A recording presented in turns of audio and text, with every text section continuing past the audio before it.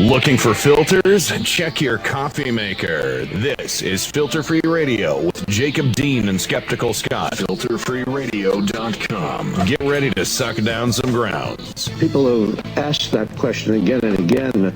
Should we tell kids that Columbus, whom they have been told was a great hero, that Columbus mutilated Indians and kidnapped them and killed them in pursuit of gold? Should we tell young people that? And I think the answer is we should be honest with young people. Live every Monday, 7 to 9 p.m. Eastern, Filter Free Radio. But remember this, the power of the people on top depends on the obedience of the people below. When people stop obeying, they have no power. When workers go on strike, huge corporations lose their power. When consumers boycott, huge business establishments have to give in. Your number one source for unfiltered truth, analysis, and solutions. FilterFreeRadio.com. So yes, people have the power. If they begin to organize, if they protest, if to create a strong enough movement, they can change things. Welcome to Filter Free Radio, my friends, unfiltered truth and news seekers. Filter Free Radio, here we take a long, hard look at reality, just like the great Howard Zinn did. We tell the uncomfortable truths that few else dare to touch. So turn off your fantasy television, ignore the political reality show. It is time for a real conversation about the real issues: inequality, corporation domination, corruption in all systems, poverty, suppression, oppression, injustice, propaganda presented as news information. Fox, I'm looking at you. This is what really matters. Journalists, for example, you have to go looking for them. Welcome to Filter Free Radio. We are live broadcasting on FilterFreeRadio.com, our official website, the website of Nicole Sandler, RadioOrNot.com, and also ProgressiveBlendRadio.com. And, of course, we archive everything for you absolutely free online at FilterFreeRadio.com and YouTube.com. Check it out. Welcome. Jacob Dean here, coming to you live from Filter Free Studios, and by my side, as always, is our fine, super-duper awesome mass producer and one hell of a co-host, my brother from another mother, Mr. Skeptical Scott, live from Washington, D.C. Huge show tonight. I am super stoked. As you can tell from our intro, we're going to be honoring Howard Zinn's 90th birthday, which was on Friday, August 24th. Of course, the great intellectual and philosopher, author. We're going to share some great messages from Howard Zinn with you a little bit later in the program. Also, stopping by in the second hour is the producer and writer for The Big Picture with Tom Hartman on RTTV. Sam Sachs, international media superstar, is going to stop by for a couple minutes. And lots of other stuff we're going to be getting to in the program, but I want to get to right now on the line with us, and it's an honor to have him with us. He's an independent activist, investigative journalist, blogger, commentator, Mark Taylor-Canfield. And you can find out more about Mark online, facebook.com/mtaylorcanfield. And also follow him on Twitter at MTSEA, which stands for, I believe, Mark Taylor Seattle, MTSEA on Twitter. Mark, it's a pleasure to have you on Filter Free Radio with us, abbreviated. Mark, it's a pleasure to speak with you, and you just wrote a brilliant new blog piece titled My Declaration of Independence from Wall Street. And I would love to kind of start off our conversation talking a little bit about this, which I just finished reading. And I'm sure that that's kind of getting propagated around the internet as we speak. And I would love, with your permission, Mark, to republish it on our website as well after the program's over. Once we get off the air, I can throw it up for our viewers and stuff to read it as well on FilterFreeRadio.com, if that's all right with you. But can you kind of tell us a little bit about this new piece that you wrote? Well, it's actually something that I worked on while the Occupy National Gathering was happening in Philadelphia on July 4th. So I specifically chose July 4th to introduce it just because the symbolism was not lost upon me, and I'm sure not on a lot of other people, that there were activists meeting in Philadelphia at Independence Mall on July 4th. So I basically just took what Thomas Jefferson wrote for the original Declaration of Independence from Great Britain and rewrote it in terms of Wall Street. So the first thing I want people to know is it's not a Declaration of Independence from the United States government. It's actually a statement of solidarity, saying that we, the people, are the government, and therefore we want a dissolution of political and economic ties with Wall Street, and especially those ties with our government and our electoral system. So really, the credit must go to Thomas Jefferson, because it's basically his original language with a few tweaks here and there to modernize it, and then a list of grievances that have been pretty much at the forefront of the Occupy Wall Street movement ever since it began last year on September 17th in New York City. And by the way, that anniversary is coming up again. So that's something that people need to know, and we should probably address in this conversation. But absolutely, basically, I'm now distributing it for comment, and I've been working with, I've sent it to Tom Hartman, I've talked to Chris Hedges about it, Arun Gupta, Jeffrey Sinclair. We're all sort of, I'm sending it to Dr. Cornel West. We're just sort of all trying to get a feel on, what is this like? Does the language need to be tweaked a little bit here or there? So far, people seem to like it the way it's written. And it is a pretty comprehensive list of grievances. Yes. And if people look into the original Declaration of Independence, that is a large portion of what that document was. It was just a list of grievances that the colonists had with the king. So in this case, it's a list of grievances that we have with the banksters on Wall Street. And, and I guess I'm hoping in some way that this effort will spread, just like my symbolic act of burning my Bank of America card sort of spread after a protest in Seattle last year. Yeah, we've got the picture on the screen showing it. All over the place. We're showing the picture on the screen now for you, Mark, and I love that picture. It's great. I know we also use it when you're on Tom's program as well, and like you say, yeah. I mean, when the original Declaration of Independence was written by the founding fathers 200 years ago, it's understandable to assume that over the period of 200 years, as things change and develop and evolve, our grievances have adjusted slightly, and we need to readdress our grievances. And you did so brilliantly. If it's all right with you, I'd like to read a little bit from it, from your piece, My Declaration of Independence from Wall Street by Mark Taylor-Canfield. Mark, you start off writing, when in the course of human events it becomes necessary for people to dissolve the economic and political bands which have connected them with another, and to assume the separation of equal station to which the laws of nature entitle them, a decent respect for the opinions of the world community requires that they should declare the causes which impelled them to the separation. We hold these truths to be self-evident, that all people are created equal, that they are endowed with certain unalienable rights, that among these are life, liberty, and the pursuit of happiness. And of course, continuing on.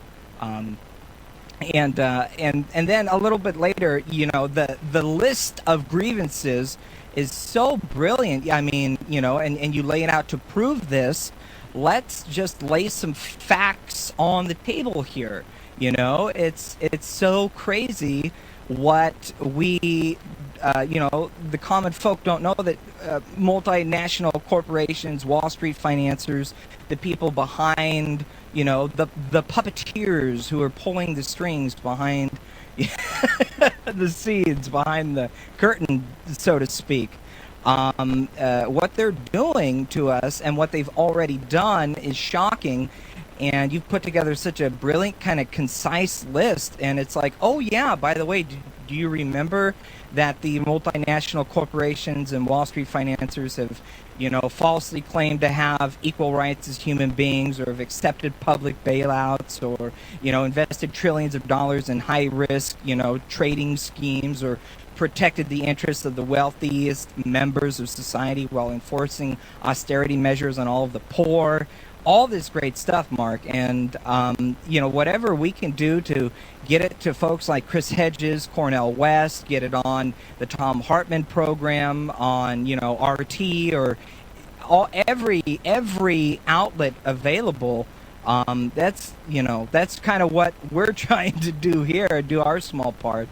And just kind of thank you for doing this. Really, is my point here. Hey, thank you, Jacob, and Scott, too, for the show that you're doing, because this is part of our effort to occupy the media, I think, as a peace and social justice movement. And really, I think we need to keep in mind that this is a global movement, and that is specifically addressed in my Declaration of Independence from Wall Street. There's a shout-out there, and at the end of it, basically, is the call for solidarity with these movements all over the world. It's not just about the United States. We like to think that we're the center of the world and everything happens here, but this movement for global justice has been happening all over the world for many decades. There have been uprisings in a lot of the nations of the global south throughout the 80s and 90s against these kinds of austerity measures being promulgated by the IMF and the World Bank. And here in Seattle, of course, we had the major demonstrations in 1999. So this is not a new struggle, but the nice thing about it is, and I've mentioned this before, is that it's a global struggle. So therefore, in the past, when people would ask me, when do you think things would finally change, Mark? When do you think that these horribly tragic wars will end and the banksters will finally be, held to justice? I said it's only going to happen when people are uprising all over the world at the same time. Because each time it pops up in some small country somewhere, it's happened in Bolivia, it's happened in Mexico, it's happened all over the world. It's happened recently in Iceland. Yeah. And by the way, just to tie in there, we've had some really great conference calls with Horder Torfason, who was the leader of the Icelandic Revolution on the interoccupy.net site. Mm-hmm. And he's been an amazing model, sort of a mentor to look towards, because basically in Iceland they had the same kind of an economic disaster back in 2008, but the way that they dealt with it was they literally are putting banksters in jail. And because largely of one man's refusal to back down, people just gathered around the parliament and started banging on pots and pans, the cutlery revolution, I guess is what they called it. Yeah. Which comes from Argentina with the kitchen revolution, and we do that here in Seattle. Actually, every Wednesday there's a student noise brigade where people bang on pots and pans in solidarity with the students in Montreal. Excellent. But Torfason was saying, they came up with 3 demands, and that was to replace the National Banking Commission, and to basically what they've been able to accomplish is that they were able to cause most of their parliament to be replaced. They've got at least one bankster that's going to prison right now, and others are coming up for trial. The National Banking Commission was forced to resign. And in October, there's going to be a vote on a brand new constitution. Nice. So through this peaceful revolution, and it is a small country, they were basically able to surround the parliament and make enough noise, force meetings with their ministers, and in that country there's more of a direct democracy, so that they were able to actually force resignations and change the entire system.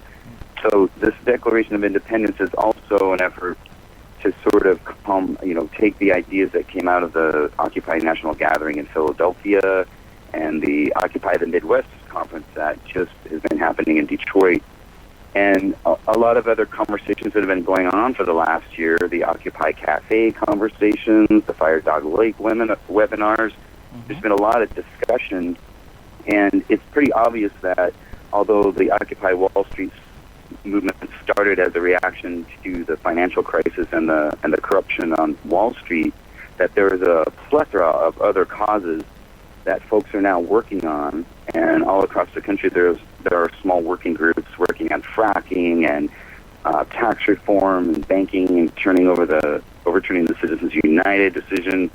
Here in Seattle, we have Initiative 103 coming up, hopefully in November, where it'll be basically the end of corporate contributions to citywide elections, and it'll also try to stop the revolving door, because there will be a time limit placed on when a politician can then go work for a corporation and things like that. So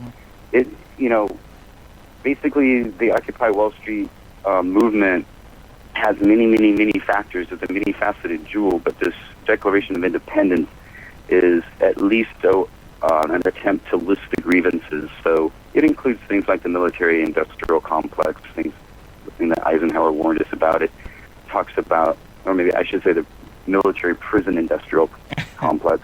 Yeah. But there's also a couple factoids, that if people ask, well, why would you want to write a document like this, or why would you want to spend the last year of your life wholly immersed in this movement? I would say, look at some factoids. As a journalist, I have to face reality. We are now listed as 27th in the world in terms of press freedom, and that is by a relatively conservative think tank. So that means that there are 26 other countries that have more press freedom than the United States, and as a journalist, I'm embarrassed and ashamed by that fact. Yeah. It also is, okay, check this one out. We are 100, we are, I'm trying to remember, out of 158 countries in the world, in terms of what they call the Global Peace Index, we are like in the 40s. That means that there are nearly 50 other countries around the world where it's a safer, more peaceful place to live. And if you look at infant mortality rates and all sorts of other statistics that should be condemning the direction that this country is headed, then it demands a response. Yep. And as a journalist, I cannot deny those facts, and I can't ignore them. And I'm often, and to this day and today, amazed by the fact that it doesn't get reported, because news that makes us look a little less idealistic to the rest of the world is probably bad for business, and therefore I assume that the commercial interests that control the media don't really want to talk about it. What a coincidence! This is the reality that is. These are all the facts that are put down the memory hole every day in the corporate media. Yeah. And it's really sad. And if it wasn't for, programs like yours and the Huffington Post and, Tom Hartman's show and a lot of other people that are courageous in the media, Amy Goodman, of course, is definitely my hero, and that was probably the reason I became a journalist. But, those people are few and far between, and we need to support them. So here's a shout out to everyone in the Occupy movement and everyone who believes in peace and economic justice. Try to do whatever you can to support the alternative media. Free Speech Radio News, a perfect example of a worker-run, reporter-controlled co-op news agency, one of the only in the world that I know of, that's done amazing work for decades now, with reporters all over the world reporting under amazingly difficult and sometimes dangerous conditions. Yeah. That program is always, for the last 2 years, has been on the verge of going under every month. And who is this again? Free Speech Radio News. So luckily, in the past, we've had folks like Howard Zinn and Amy Goodman step up to try to help support the network, but it's a Pacifica Radio Network program that goes out to college and alternative radio stations all over the world. But, it is worker-run, and we, as reporters, make the decisions. I was on the steering committee for quite a while. We have reporters from all over the world that participate, and the people who work their butts off. Let me tell you, Jacob, they never sleep. It's just like folks at Democracy Now! You're working with no money and as much energy as you can put into it, and that's basically your capital right there, is these, how many calories did you get today and how many can you burn by 2 a.m.? And the deadlines, of course, are crazy because they go broadcast on the East Coast early in the morning like Democracy Now! So people like me who live on the West Coast have to stay up all night in order to write a story for them. And one of my night editors was actually from South Africa. So there are people all over the world working on that program. That's brilliant. So just a shout out to the movement. That's one of my critiques. This is my Dylan Redigan moment, I guess, is that we really, really need to support the alternative media if we want this movement to succeed. And if we're going to complain about the lack of information in the corporate media, then we damn well better be presenting that information ourselves and doing whatever we can to support those voices in the media that do reflect the reality on the streets, which is, like I said, very few programs that do that. I'm often amazed that as I do my Twittering and news feeds to my Facebook site, I may be up in the middle of the night watching 4 or 5 live streams, realizing that there are 100,000 people marching in Madrid and another 200,000 in Mexico City and maybe another 150,000 in Montreal, or the whole, on, I think it was July 14th, the entire country of New Zealand had national protests. And I'm looking through alternative media in the United States, and I can't even find it there.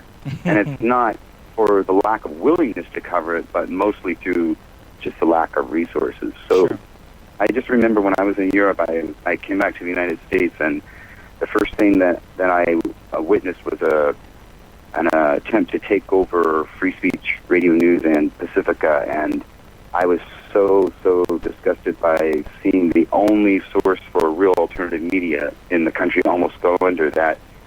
I really was thinking, what happened to the fourth estate in the United States? Is it completely gone now? Luckily, what we did was the reporters of Free Speech Radio News formed their own foundation called Pacific Reporters for Free Speech. And so we basically get paid from a foundation that we set up. And that allows us to have editorial independence from the Pacifica Radio Network. So it's survived and it's been on the air for a long time, and there's some great folks involved. Catherine Kompa is one of the folks that I've worked with who's done an amazing job. And I just want to put a shout out to everybody out there. If you really, really want this movement to succeed and you want to see change in this country, we've really got to support and raise money, basically. Have fundraisers, find bands in your neighborhood or in your city or part of the country that are willing to put on benefit concerts and start raising money for these people, because if we don't, they may disappear and then we won't have a voice. And at the same time, as a parallel effort, programs like yours and any kind of multimedia DIY projects people can do, whether it's just posting videos to YouTube or Vimeo, tweeting, getting stuff out on Google and Facebook, it really, really helps to just keep the information going out there. And there's a lot of great tweets. There's a lot of people doing really amazing tweets from the field, and a lot of great live streams. Tim Pool and those folks are doing great work, so we should support them. They need us, and we need them, definitely. So thanks for that rant. Amen, brother. Hey, man, preaching to the choir, Mark. For those of us just joining us, we're speaking with Mark Taylor-Canfield. He's an independent journalist and blogger, activist, man on the street up there in Occupy Seattle. Mark, we got to take a break here at the bottom of the hour real quick, but I'm curious, do you mind sticking around for a couple of minutes, and we can come back and talk about what's going on for the anniversary of the Occupy movement, which is only a couple of weeks away. And I'm curious about that, and if you'd like to stick around, we'd love to have you come back after a short break, if that's all right, Mark. That would be great. I would love to throw a plug out there for my Occupy London animation series too, so I'll hold on.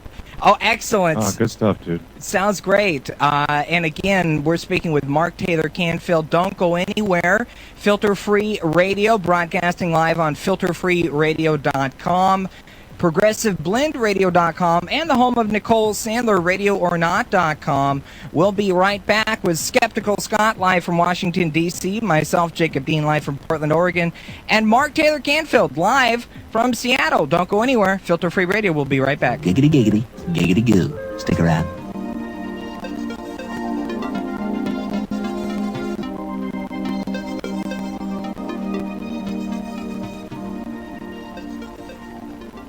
Kenny Pick from Turn Up the Night, and you're listening to my buddy, my pal, Jacob Dean on Filter Free Radio. FilterFreeRadio.com. A revolution never comes with a warning.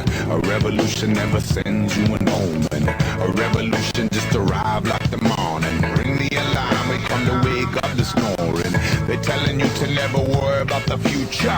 They're telling you to never worry about the torture. They're telling you that you will never see the horror. Spend it all today and we will build you tomorrow. 3-piece suits and bank accounts in Bahamas. Wall Street crime will never send you to the slammer.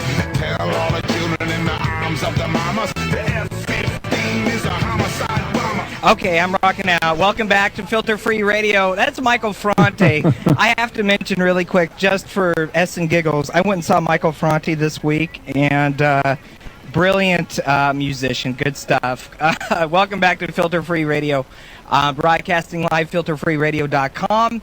My name is Jacob Dean, coming to you live from Portland. With me, as always, is my super-duper awesome master producer, co-host, and brother from another mother, Skeptical Scott. Your title just keeps getting longer. And on the line with us, a brilliant conversation right now going on with Mark Taylor-Canfield. He is an independent activist, journalist, blogger. You can check him out on Facebook, facebook.com/mtaylorcanfield, and follow him on Twitter at MTSEA, as in Mark Taylor Seattle. Mark, there is a big deal coming up in about 2-3 weeks from now. The 1-year anniversary of the Occupy Wall Street movement, of course, which kicked off on September 17th in New York at there at Zuccotti Park, and lots of other Occupies around the country are going to be celebrating their 1-year anniversary. I know Occupy DC got its start on October 1st, and Occupy Seattle got its start on October 7th. And Mark, you are just a brilliant, man on the street, and you've been there and engaged and involved and going on, literally firsthand kind of reporting. I'm curious, is there something planned, or is there a big hoedown going down? Are there some things that we can't really talk about because there's going to be a surprise, or just kind of curious of what's going to be happening for the 1-year anniversary of the Occupy movement? Well, first of all, being a journalist, anybody who's planning something they don't want public is not going to tell me, number one. Number two, there's already been indications from the OWS folks in New York City that they do want to try to reoccupy Zuccotti Park. So there's already talk of that. There's an anniversary in Seattle on October 7th, and at this point what folks have planned is that's actually when our voting general assemblies are going to begin again. We have our discussion general assemblies every Wednesday night in Seattle. Okay. But we decided to put our voting process on the shelf for a while and kind of allow folks to go out into their individual working groups and form, literally in Seattle, probably a dozen different working groups working on everything from a free food program, an Occupy film series, the Stopping Home Foreclosures. There's a group called SAFE here that's working on that. Basically, all of, most of the major issues involved with the Occupy Wall Street movement have been covered here in Seattle by these groups. And then on October 7th, we'll have our major general assembly. And at that point, I think is when we'll decide what to do. At this point, no decisions have been made.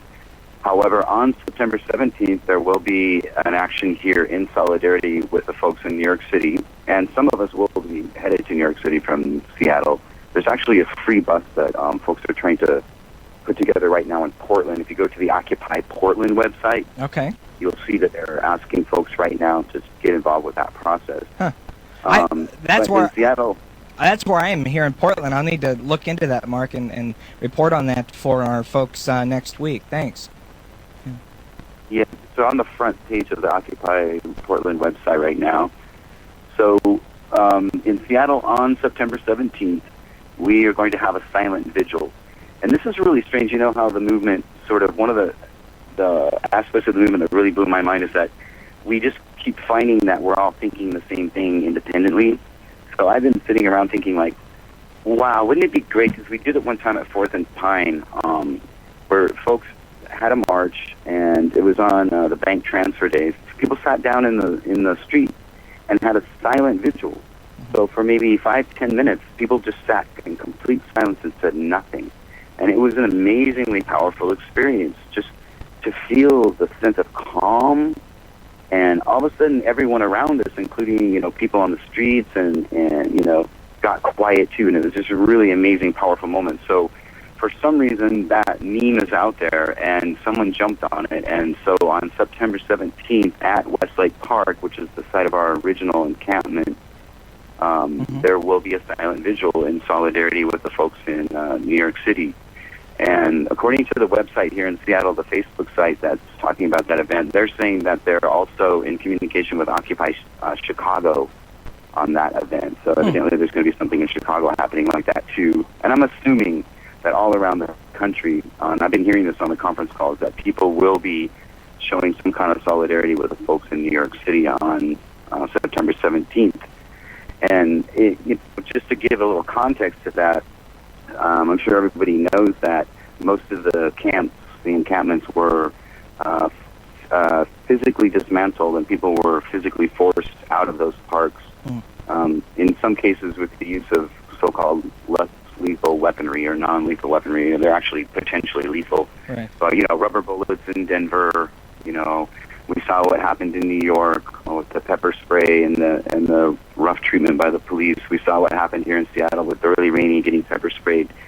So the United Nations, 2 envoys for the United Nations actually wrote a letter to Secretary of State Hillary Clinton last December when they were basically having this coordinated effort around the country to end all the occupations, using, by the way, the same excuses, usually health and sanitation issues, and then also using local police forces to do it for the most part. There were a few cities, a very small number, that actually used Parks Department or city employees to do the dismantling, which seemed to be a hell of a lot less confrontational. I don't know why more cities in the country didn't do that. But this whole use of paramilitary SWAT teams, including heavily armed police here in Seattle with assault rifles, they raided a warehouse after our second encampment was taken from us. And by the way, all of those people who were arrested during that occupation, their charges have been dropped. So by Judge Hightower. So we are also witnessing a lot of these arrests not standing up in court. We're seeing that all over the country, and especially here in Seattle, we've had 3 major mass arrests where all the charges were dropped. So the United Nations is condemning the United States, basically. Actually, to be very specific, they're asking the State Department for a response as to why the police were used to break up the encampments. And according to the letter and statements made by both of these envoys in the past, their attitude is that freedom of speech will always outweigh city ordinances, because a lot of the cities use no camping in the park ordinances and things which amounted to small traffic infractions or fines. Right. But instead of, I don't see too many people getting pulled out of their car for a parking ticket and then attacked by a SWAT team. So it just appears to the rest of the world and to these UN envoys that it was a political repression that was a concerted effort from, there was talk of federal involvement and all that, although I did see this story lately about what happened in Portland and how the White House actually and the Justice Department were telling the police that they didn't want arrests, even though folks, I guess, at that point were on federal property. So, around the country, it seems like the police departments have had a really, really heavy-handed attitude towards the occupiers, and it is completely unjustified considering that it is a peaceful movement. I mean, here in Seattle on May Day, there were some windows that were broken, but there has been no serious violence involved in this movement. It usually is instigated by the police. So I think that the people around the world are aware of that, and we should also remember that this idea that we're just going to move all the occupiers out of the park because we're tired of looking at them because they're unseemly and maybe they don't bathe enough. They're, in Egypt and Tunisia and other countries, when people sat down in the square, they did not leave, and they were back every single day. Now, in Egypt, it usually happened this way. There was a major, major convergence every Friday.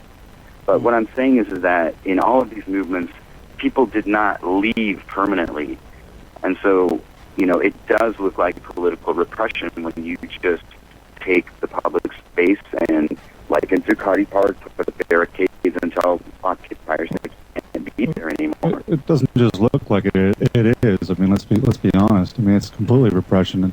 And it begs the question, I mean, is the Occupy movement dead, and what is the future of it? I mean, what is the future of resistance in America as you see it? Oh, Scott, thank you for that, because I really wanted to make that point. I wish somebody would just come up with a poster. I know there's a lot of really talented visual artists, graphic artists out there.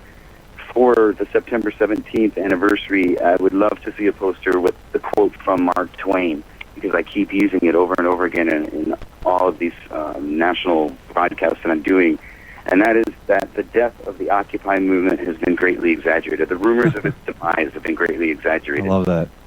I've been right there in the middle of these conference calls along with the organizers for the Philadelphia conference, the folks in Detroit this last week, and people are highly organized.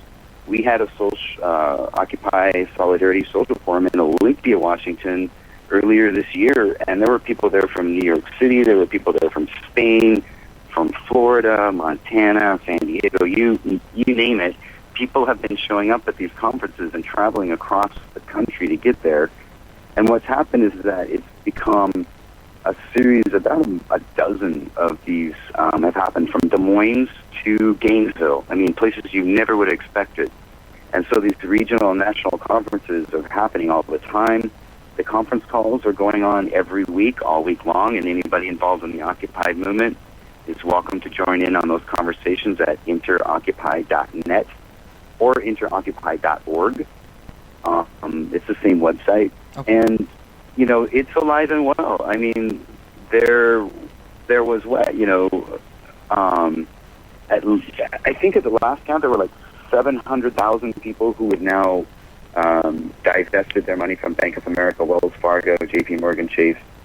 The bank transfer day that we had across the country was very, very instrumental in showing the economic power of the movement. And there's a lot of things happening that are very unusual, too. In Seattle, we're becoming known for the money drop. Of course, there's a lot of other great things going on here, too, like Angela Vogel's marriage to a corporate person, and the mic check people who are doing, they took their cue from New York City and they're doing, life-size Monopoly games outside of Bank of America. But the latest thing to catch a lot of attention, including from the UK Guardian and the Huffington Post, are these money drops.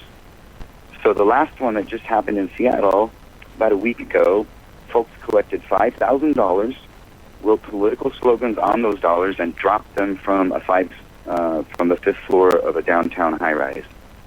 So cool. they're planning to do this in New York City on September 17th as well, as part of a kind of a nationwide coordination.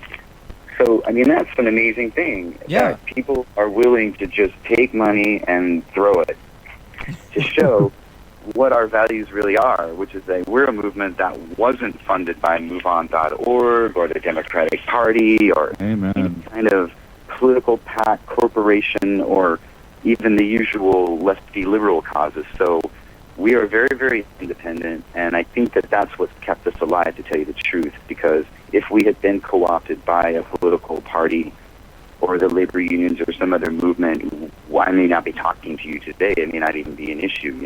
I would be working inside the Democratic Party or somewhere where they would be keeping me quiet. Oh, they'd be paying you, too. Yeah. Yeah, that's what Dr. Cornell West said to me when he was in Seattle. He said, "Watch out, Mark, they're liable to give you your own TV show like they did me." So it's by the way, he's an amazing mentor for the movement, and I have to always give a shout out to him. He's such a beautiful person. I love Cornell West. Scott and I Scott and I saw him speak at George Washington University there in D.C. A few months ago, and we reported on this program. And just another brilliant intellectual. Yeah. Yep, him, Noam Chomsky, and Chris Hedges. Correct. The thing I like about Dr. West is that he has a heart that's thousands of miles wide. I mean, he just has so much compassion and so much sensitivity.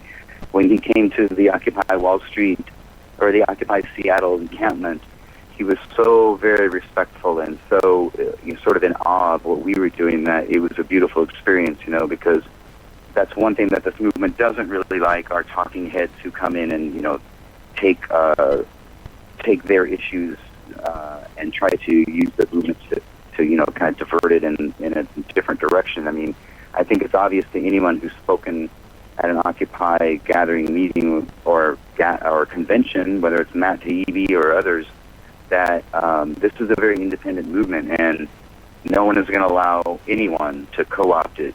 By the way, we had a great meeting just last week with Arun Gupta. I have to give a shout-out to him. Oh, wow.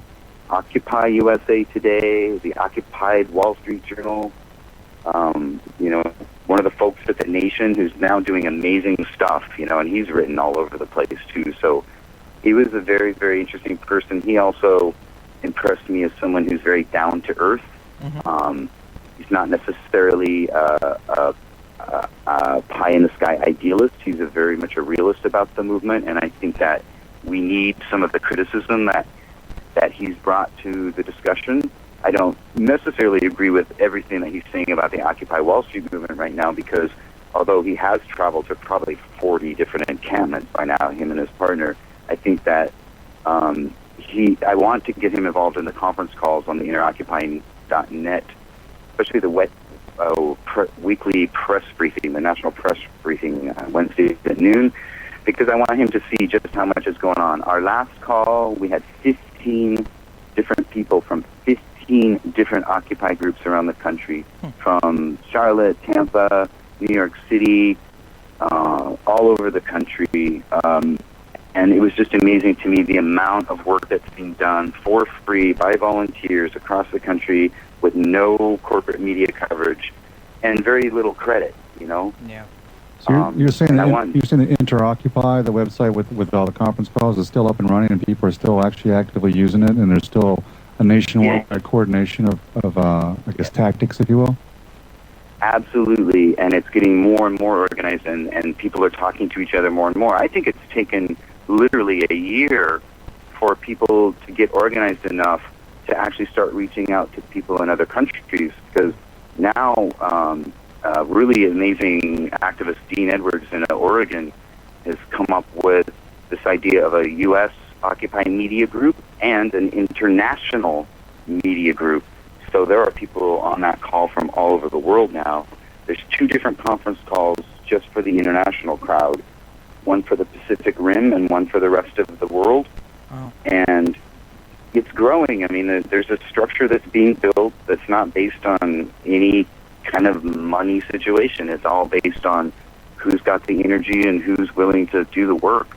And I think it's amazing. So I'm excited. I really think that it's just become much more grounded, obviously much less wedded to the idea of mass demonstrations, but very effective in that a lot of times it's sort of working under the radar.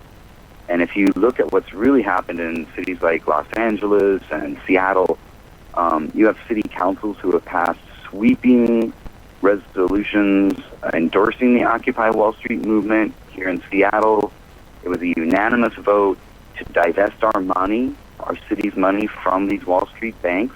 Mm-hmm. So things are happening on a local level that are really amazing. A lot of labor support. It's another thing that's happened with the movement that's really interesting, is that it's taken on more of a supportive role for other organizations and other movements, where it's not all rah-rah, look at us, we're occupiers. It's more, the Verizon workers go on strike, right. The tickets show up from occupiers. Here in Seattle, literally the Macy's workers, mostly there was a whole issue there with single parents who were working for Macy's who couldn't get enough hours and enough benefits to take care of their family. So there was a call out for, any support they could get, and occupiers show up. So if we can show that we're a benefit to the community, then it doesn't matter what their political point of view is, or whether they're left, right, middle, to offer some kind of a benefit to the community. You can see the fruits of the support you. And as long as why should they do that? Unless I think we'll be in good shape. Walk by your camp building these coalitions. They're feeding people brick by brick. They've offered a free library. They're teaching all resistance is now local. How to local digital media, definitely. And that was think globally, act locally. Yeah. Yes, that was one of the themes of the news program here at KBCS, the Pacifica radio station. We put together a 1-hour news program based on that idea. Local meets global. You can't really see the entire picture without that context. Yeah. That's one of the things we encourage our listeners to do, and we're trying to figure out on our own here for our own lives, is that the understanding of, the system is so broken in all facets that we need to create a parallel system to give people an alternative to the corporate media. We have to have alternative media, and it all starts locally, and it all starts with people doing what it is they are good at locally. And then eventually it will all galvanize into a large national and I think multinational movement. As you were saying that, I just was thinking about something I read the other day on the web, saying that it would be really great if we had some citizen band radios and some good relationships with ham radio operators, because if the web ever does go down, whether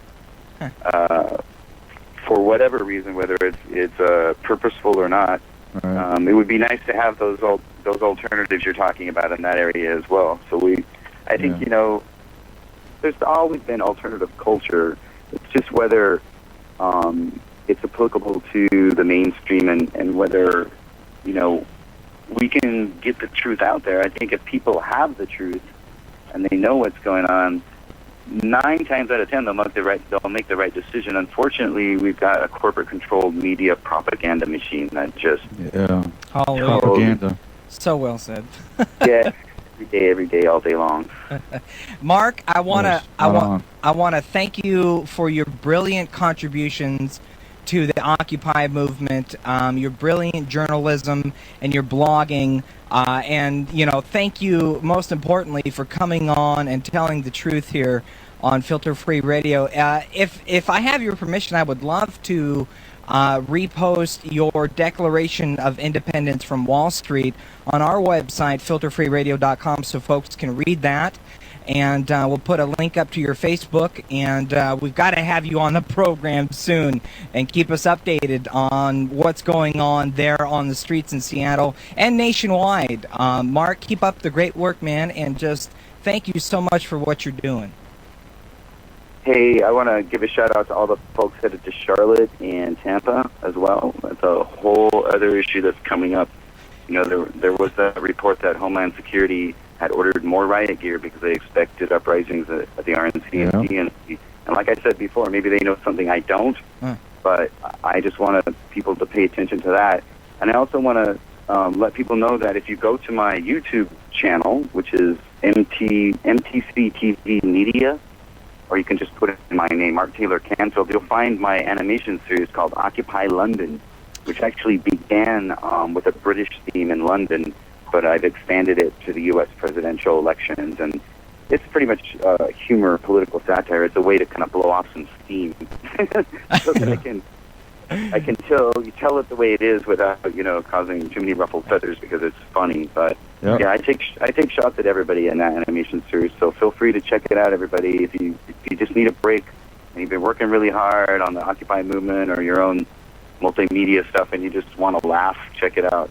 But I want to thank Jacob and Scott. You guys are doing great work. I checked you guys out last week, and you really helped actually with getting that information out about the coal trains. I immediately started tweeting and posting all that information, so thank you for that. Oh, thank you, man. Thank you, Mark. Here in Seattle, we need to be aware of the coal situation up here and the pipelines up here in Seattle. It's a really important issue. Absolutely. So thank you.